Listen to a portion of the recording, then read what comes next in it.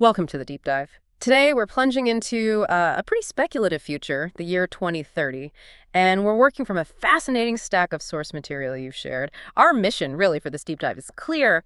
Pull out the most important nuggets of knowledge from this narrative. It's high stakes. You've got global crises colliding with some truly radical tech, and it all pushes at the definition of what it even means to be human. It really is quite a journey. We'll be navigating, well, a world grappling with some extreme resource scarcity and an overwhelming flood of information, too. Plus, the rise of powerful AI and the really shocking emergence of brain chip technology. So, yeah, prepare for a deep dive that challenges our understanding of knowledge, identity, the very fabric of society. Okay, let's set the scene for you first. Our sources, they paint a stark picture of 2030. Global population hitting a staggering 10 billion people. What jumps out immediately, for me anyway, is the environmental and economic backdrop here. You're right to highlight that. The world is in a deep resource crunch. I mean, consider this. Oil reserves, once 1 trillion barrels back in 1990, now down to fewer than 100 billion. And what's really fascinating, strategically speaking, is that 85% of what's left is controlled by countries in the Middle East. 85%, wow. And gas prices, astronomical. $20 a gallon in 1990 dollars. Though cars have become incredibly efficient, reaching 100 miles per gallon. Small comfort, maybe? Maybe. Most electricity, it still comes from fossil fuels and uranium, which are getting scarcer. And many Western governments that defaulted on their national debts long ago. It really paints a picture of systemic breakdown. So while the physical world is shrinking, in a resource sense, the digital realm is just exploding. Our sources say information has doubled, every year or two since the late 90s? What are the immediate consequences of just that sheer volume of data? Well, beyond just being overwhelmed, privacy as we knew it is basically gone. Completely. The sources stated pretty chillingly, everyone has a file on us. Privacy died before you were born. That's stark. It is. This is a world of constant surveillance. Satellites, border patrols with MRI guns scanning brains, DNA matching, tracking all communications, everything. Even quantum computers are actively working to crack encryption codes, pushing the boundaries of secrecy. So nothing's really private anymore. That's the core insight, yeah. Information isn't just abundant, it's a weapon. Anonymity is a relic.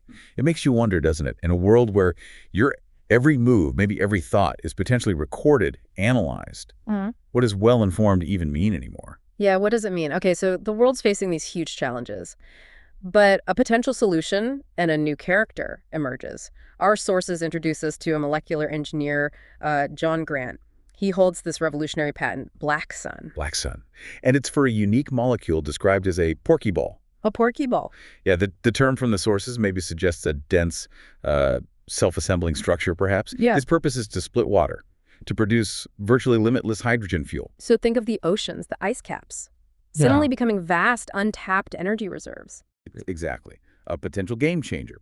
But this promise of clean energy exists alongside, well, terrifying advancements in destructive tech. Our sources describe a nanobomb, a weapon using nanotechnology to deliver this immense, focused energy impulse. We see it used to destroy the Dhahran oil field. And it's not just bigger bombs, it's precision, efficiency in destruction. That's right. And the conflict escalates fast. The Saudis retaliate. They use smart cruise missiles against Israel's Eilat desalination plant. And this is where that cost inversion comes in. Yes, that's the truly startling part. These smart missiles flip one of the oldest principles of war. It now costs less to attack than to defend, simply because of the sheer circuit density you can pack into a missile. Do the sources hint at any counter strategies, or is this just a game changer, period? The sources don't really offer an easy answer. It seems like a profound strategic shift. We also see this devastating superacid technology. It causes a nano meltdown of a Cuban oil tanker, El Hombre, and the Tabriz pipeline in Azerbaijan. Nano meltdown sounds like molecular level destruction. That's the suggestion. And both incidents, blamed on green terrorists, it highlights this new, technologically advanced form of environmental warfare. So the key insight here is how fast tech, good or ill, shifts global power and conflict itself. Absolutely. The rules of engagement are being rewritten by science, basically. Okay, let's shift to AI. The sources show a fascinating evolution there. People like John Grant have personalized AI companions, like Jism. And yes, we know that's an unusual name for English speakers. probably from the source's original context.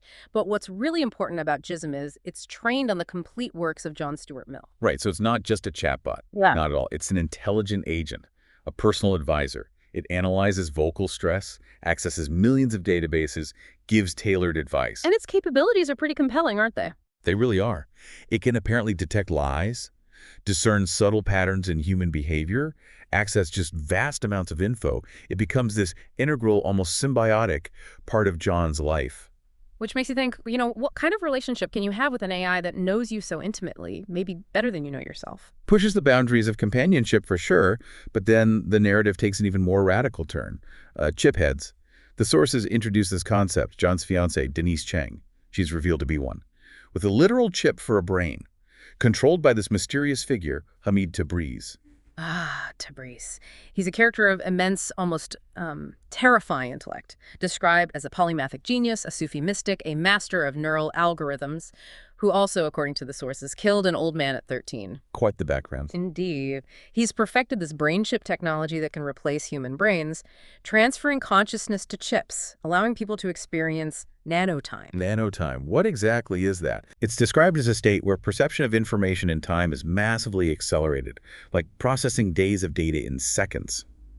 And the process itself is deeply unsettling, replacing brain tissue with chips, maybe while the person is unconscious or even alive. That's deeply disturbing. It is.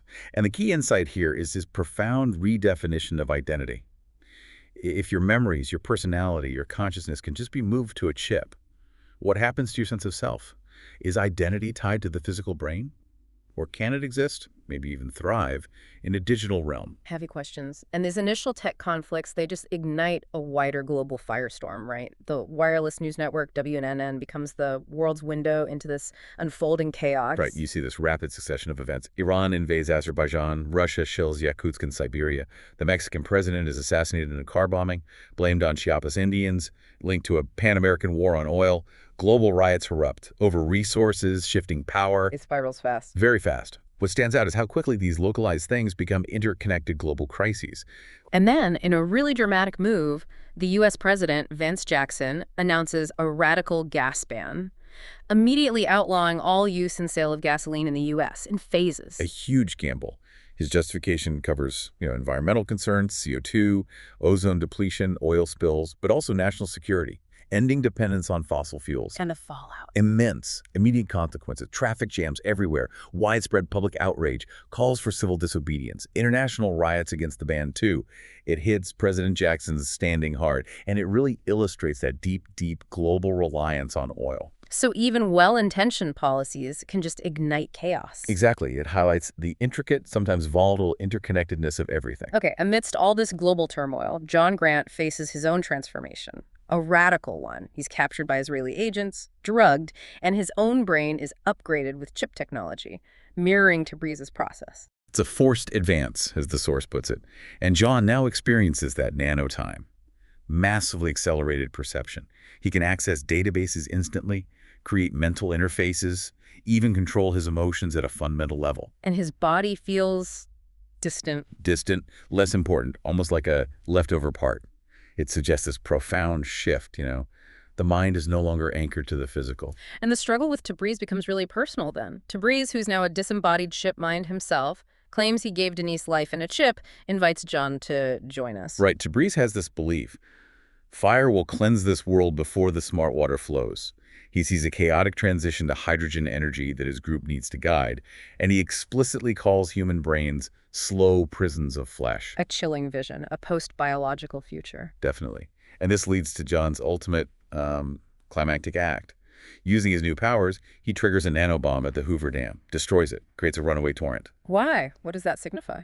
It seems complex. Self-preservation, maybe defiance against those who manipulated him, a dramatic final act for his previous life, perhaps. It's like he embraces the very power that threatened him, turning it on the world. Liberation and destruction mixed together. So what's the end result?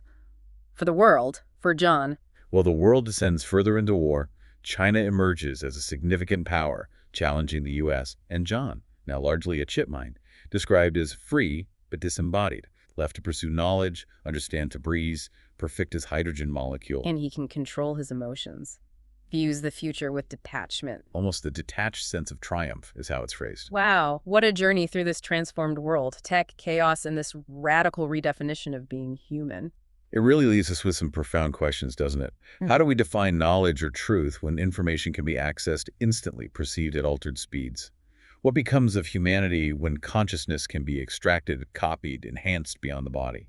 And maybe the biggest question for you, our listener, to think about, in a future where your mind could be stored, copied, altered, what fundamental nuggets of knowledge about yourself would you fight to preserve? And what would they reveal about who you truly are?